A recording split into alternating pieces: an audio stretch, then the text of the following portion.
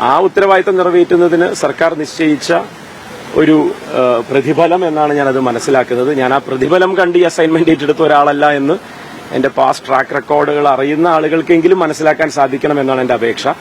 Civil service 9 വർഷം മുന്നേ ഉപേക്ഷിക്കുന്ന സമയത്തും മാന്യമായ ഒരു ശമ്പളം സ്വീകരിച്ചിരുന്ന ഒരാളാണ്.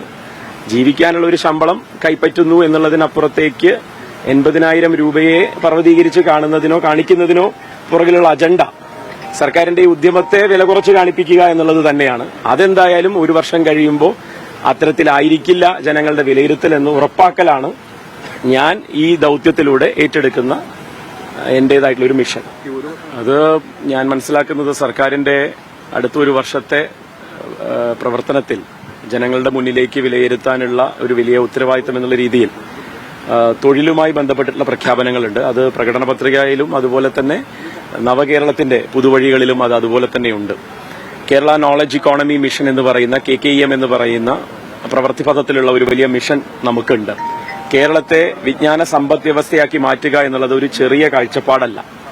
ആ കാഴ്ചപ്പാടിനനുസരിച്ച് കേരളത്തിന്റെ പരിതസ്ഥിതികളെ മാറ്റിയെടുക്കുക എന്നുള്ളത് അടുത്ത 10-25 വർഷത്തേക്ക് കേരളം, അടുത്തൊരു 1/4 നൂറ്റാണ്ടിലേക്ക് കേരളം ഏറ്റെടുക്കേണ്ട ഒരു ദൌത്യമാണ്.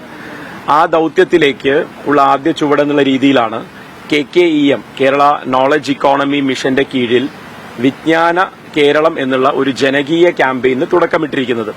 അതിന്റെ അടിസ്ഥാനത്തിൽ 3-4 ജില്ലകളിലായി തൊഴിൽ ദാതാക്കളും തൊഴിൽ അന്വേഷകരുമായിട്ടുള്ളവർക്ക് ഉള്ള ഒരു ഏറ്റവും നല്ല രീതിയിലുള്ള ഒരു എൻഗേജ്മെന്റ് ഉണ്ടാക്കിയെടുക്കുക എന്നുള്ള അർത്ഥത്തിൽ ഒരുപക്ഷെ തൊഴിൽ മേഖലയിലേക്ക് എത്തിപ്പെടുന്ന വിദ്യാർത്ഥികൾക്ക് അവർക്കെല്ലാവർക്കും സ്കില്ലിംഗ് എന്ന് പറയുന്ന ഒരു സാധ്യതയിലേക്ക് എത്തുക എന്നുള്ളതിന്റെ ഒരു തുടക്കം എന്നുള്ള രീതിയിൽ ഒരു ജനകീയ ക്യാമ്പയിൻ ആലപ്പുഴയിലും പത്തനംതിട്ടയിലും തൃശൂരിലും ഒക്കെ അതിന്റേതായിട്ടുള്ള രീതിയിൽ നടന്നു. തുടർന്ന് ഇനി 11 ജില്ലകളിലും വളരെ പെട്ടെന്ന് തന്നെ നടത്തിയെടുക്കേണ്ട ഉത്തരവാദിത്തമുണ്ട്. അപ്പോൾ അതുകൊണ്ട് തന്നെയാണ് KDISCന് കീഴിൽ ഇത്തരത്തിലൊരു നിയമനത്തിന് സർക്കാർ മുതിർന്നത് എന്നാണ് ഞാൻ മനസ്സിലാക്കുന്നത്.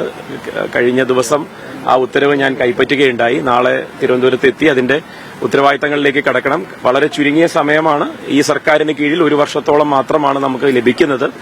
ആ 1 വർഷത്തിനുള്ളിൽ മാന്യമായ തൊഴിൽ, അതിന് ഗെയിൻഫുൾ എംപ്ലോയ്മെന്റ് എന്ന് വേണമെങ്കിൽ നമുക്കിപ്പോൾ ഇംഗ്ലീഷിൽ പറയാം, അല്ലെങ്കിൽ മലയാളത്തിലേക്ക്, ആ മാന്യമായ തൊഴിൽ സാധ്യതകൾ മാറി വരുന്ന ലോകത്ത് എങ്ങനെയാണ് സംഭവിക്കുന്നത് എന്ന് ഇവിടുത്തെ യുവത്വത്തിനെ പരിചയപ്പെടുത്തുകയും അവരെ അതിനനുസരിച്ച് മാറ്റിയെടുക്കുകയും പുതുസംരംഭങ്ങൾ കേരളത്തിലേക്ക് വരുമ്പോൾ പുതുസാധ്യതകളുള്ള തൊഴിലിടങ്ങളാക്കി കേരളത്തെ മാറ്റുകയും ചെയ്യുക എന്നുള്ള വിശാലമായ ഒരു കാഴ്ചപ്പാടിനെയാണ് നമുക്ക് ജനകീയമായി മുന്നോട്ട് കൊണ്ടുപോകേണ്ടത്. അപ്പൊ അതിന് നിങ്ങൾ പത്രമാധ്യമങ്ങളുടെ സഹായം, ഇത് സർക്കാരിന്റെ ഉത്തരവാദിത്തം. സാധാരണ തൊഴിൽ അവസരങ്ങൾ സൃഷ്ടിക്കുക എന്നുള്ളതാണ് ഒരു സർക്കാരിന്റെ ഉത്തരവാദിത്തമായിട്ട് ഉണ്ടാവാറ്. പക്ഷെ ഇത് അങ്ങനെയല്ല. തൊഴിലിലേക്ക് കൈപിടിച്ച് നടത്തുക എന്നുള്ള വലിയൊരു ഉത്തരവാദിത്തമാണ് സർക്കാർ വിജ്ഞാന കേരളത്തിലൂടെ നടപ്പിലാക്കാൻ ഉദ്ദേശിക്കുന്നത്. ഈ 80,000 രൂപ ശമ്പളത്തിൽ താങ്കളെ നിയമിച്ചപ്പോൾ പ്രധാനമായിട്ടുള്ള ആക്ഷേപം ഒരു പരീക്ഷയും എഴുതാതെ താങ്കൾക്ക് ഒരു പദവി കിട്ടി എന്നുള്ളതാണ്. അത് ഞാൻ വ്യക്തിപരമായിട്ടുള്ള ഒരു ആക്ഷേപത്തിനുള്ള മറുപടിയായിട്ടൊന്നും പറയാൻ ആഗ്രഹിക്കുന്നില്ല ഈ വിഷയത്തിൽ. എന്തെങ്കിലും കാരണങ്ങൾ കൊണ്ടായിരിക്കാം അത് എന്നെ ഏൽപ്പിച്ചിരിക്കുന്നതെന്നാണ് ഞാൻ വിശ്വസിക്കുന്നത്. അതിനൊരു പക്ഷേ സിവിൽ സർവീസിന്റെ ഒരു ബാക്ക്ഗ്രൗണ്ട് ആവാം, അല്ലെങ്കിൽ പ്രൊഫഷണലായിട്ട് കാര്യങ്ങൾ ചെയ്യാനുള്ള ഒരു സമീപനത്തിന്റെ ഒരു ഉത്തരവാദിത്തം കൊണ്ടാവാം. ആ ഉത്തരവാദിത്തം നിറവേറ്റുന്നതിന് സർക്കാർ നിശ്ചയിച്ച ഒരു പ്രതിഫലം എന്നാണ് ഞാനത് മനസ്സിലാക്കുന്നത്. ഞാൻ ആ പ്രതിഫലം കണ്ട് ഈ അസൈൻമെന്റ് ഏറ്റെടുത്ത ഒരാളല്ല എന്ന് എന്റെ പാസ്റ്റ് ട്രാക്ക് റെക്കോർഡുകൾ അറിയുന്ന ആളുകൾക്കെങ്കിലും മനസ്സിലാക്കാൻ സാധിക്കണം എന്നാണ് എന്റെ അപേക്ഷ. സിവിൽ സർവീസ് 9 വർഷം മുന്നേ ഉപേക്ഷിക്കുന്ന സമയത്തും മാന്യമായ ഒരു ശമ്പളം സ്വീകരിച്ചിരുന്ന ഒരാളാണ്. ജീവിക്കാനുള്ള ഒരു ശമ്പളം കൈപ്പറ്റുന്നു എന്നുള്ളതിനപ്പുറത്തേക്ക് 80,000 രൂപയെ പർവ്വതീകരിച്ച് കാണുന്നതിനോ കാണിക്കുന്നതിനോ പുറകിലുള്ള അജണ്ട സർക്കാരിന്റെ ഈ ഉദ്യമത്തെ വില കുറച്ച് കാണിപ്പിക്കുക എന്നുള്ളത് തന്നെയാണ്. അതെന്തായാലും 1 വർഷം കഴിയുമ്പോൾ അത്തരത്തിലായിരിക്കില്ല ജനങ്ങളുടെ വിലയിരുത്തൽ എന്ന് ഉറപ്പാക്കലാണ് ഞാൻ ഈ ദൌത്യത്തിലൂടെ ഏറ്റെടുക്കുന്ന എന്റേതായിട്ടുള്ള ഒരു മിഷൻ. ഈ 1 വർഷമേ ഉള്ളൂ എന്ന് പറയുന്നതിനപ്പുറത്തേക്ക് വീണ്ടും ഒരു 5 വർഷം കൂടി തുടരാൻ കഴിയുമെന്നുള്ളൊരു പ്രതീക്ഷ തന്നെയാണ് അല്ലേ? ഈ മിഷൻ ഇനി 10-25 കൊല്ലത്തേക്ക് കേരളത്തിൽ തുടരും എന്നുള്ളതിന് യാതൊരു തർക്കവുമില്ല. കാരണം കേരളത്തിന്റെ സമ്പദ് വ്യവസ്ഥ എങ്ങനെയാകണം മാറേണ്ടത് എന്നുള്ളതിന്റെ ഒരു വിശാല കാഴ്ചപ്പാടാണ് ഈ നോളജ് ഇക്കോണമി.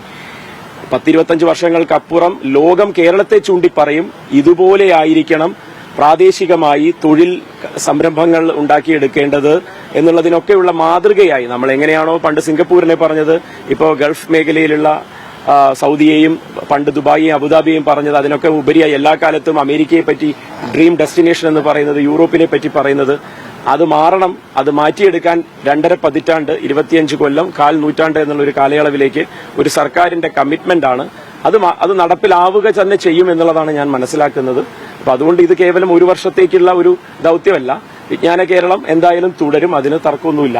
ഒരു പക്ക അഡ്മിനിസ്ട്രേറ്റർ ആയിരുന്നു, അതിൽ നിന്ന് രാഷ്ട്രീയത്തിലേക്ക് വരുന്നു, വീണ്ടും അഡ്മിനിസ്ട്രേഷനിലേക്ക് തന്നെ പോവുക എന്നുള്ളൊരു തരത്തിലേക്കാണല്ലോ ഇപ്പോൾ. അല്ല, ഇത് അങ്ങനെയായിട്ട് ഞാൻ കാണുന്നില്ല. എന്റെ ഉത്തരവാദിത്തം കൂടുതലായിട്ട് ഇതിനെ കോർഡിനേറ്റ് ചെയ്തെടുക്കുക എന്നാണ്. സർക്കാരിന്റെ ഭാഗത്തു നിന്നുള്ള ഡിപ്പാർട്ട്മെന്റുകളുടെ എഫേർട്ടുകളെയും മറ്റുമൊക്കെ കോർഡിനേറ്റ് ചെയ്തെടുക്കുക എന്നുള്ളതാണ്. അപ്പൊ അതില് നമുക്ക് നെറ്റ്വർക്കിംഗ് ആയിട്ടുള്ള ആളുകളെ കണ്ട് പരിചയപ്പെട്ടിട്ടുള്ള ആളുകളെ ഉപയോഗപ്പെടുത്തുക. ഉദാഹരണത്തിന് സംരംഭകർ, വിദേശ സംരംഭകരാവട്ടെ, ലോക കേരള സഭയുമായി ബന്ധപ്പെട്ട് കഴിഞ്ഞ 5-8 കൊല്ലമായി നിൽക്കുന്ന എത്രയോ തൊഴിലവസരങ്ങൾ സൃഷ്ടിക്കുന്ന മനുഷ്യരാവട്ടെ, ഇന്ത്യയിൽ തന്നെയുള്ള മറ്റ് തൊഴിലവസരങ്ങളാവട്ടെ, ഇൻവെസ്റ്റ് കേരളയുടെ ഭാഗമായി 2 ലക്ഷം കോടിയോളം രൂപ കേരളത്തിൽ ഇൻവെസ്റ്റ് ചെയ്യുന്ന സംരംഭകരാവട്ടെ, ഇവരിൽ നിന്നൊക്കെ ഉണ്ടാകുന്ന തൊഴിൽ ഓപ്പർച്യൂണിറ്റികളെ, ആ സാധ്യതകളെ കേരളത്തിന് അനുസൃതമാക്കി കൊണ്ടുവരിക, മാറുന്ന നമ്മുടെ കാഴ്ചപ്പാടിനനുസൃതമാക്കി കൊണ്ടുവരിക, അതിനനുസരിച്ച് ഉദ്യോഗാർത്ഥികളെ ഒരുക്കുക. ആ ഒരു മിഷൻ കേരളം ഈ കാലഘട്ടത്തിൽ ആവശ്യപ്പെടുന്ന ഒരു മിഷനാണെന്നാണ് ഞാൻ മനസ്സിലാക്കുന്നത്. അപ്പൊ അതിന് 2 തരത്തിലുള്ള കഴിവുകളുമുള്ള ഒരു സാഹചര്യം ഉപയോഗപ്പെടുത്തുക എന്ന് മാത്രം. രാഷ്ട്രീയ പ്രവർത്തനം ഒഴിവാക്കുക, എന്താണ് കണ്ടക്ട് റൂൾസ് ബാധകമാകുന്ന നിലയിൽ പെരുമാറണം എന്നുള്ളതാണ് ഞാൻ അഡ്മിനിസ്ട്രേറ്റർ ആയിരിക്കുന്ന സമയത്ത് പഠിച്ചത്. അതായത് ചുരുക്കി പറഞ്ഞു കഴിഞ്ഞാൽ, സിവിൽ സർവീസിൽ ഇരിക്കുന്ന ഒരാളെ സംബന്ധിച്ചിടത്തോളം രാഷ്ട്രീയം ഒഴിച്ച് എന്തും അയാൾക്ക് ലീവ് എടുത്ത് ചെയ്യാം. രാഷ്ട്രീയം പ്രവർത്തനത്തിൽ ഏർപ്പെടാൻ ലീവ് എടുത്താൽ അയാളെ സർവീസിൽ നിന്ന് സസ്പെൻഡ് ചെയ്യാം, പിന്നീട് അത് പുറത്താക്കലിലേക്ക് പോകാം.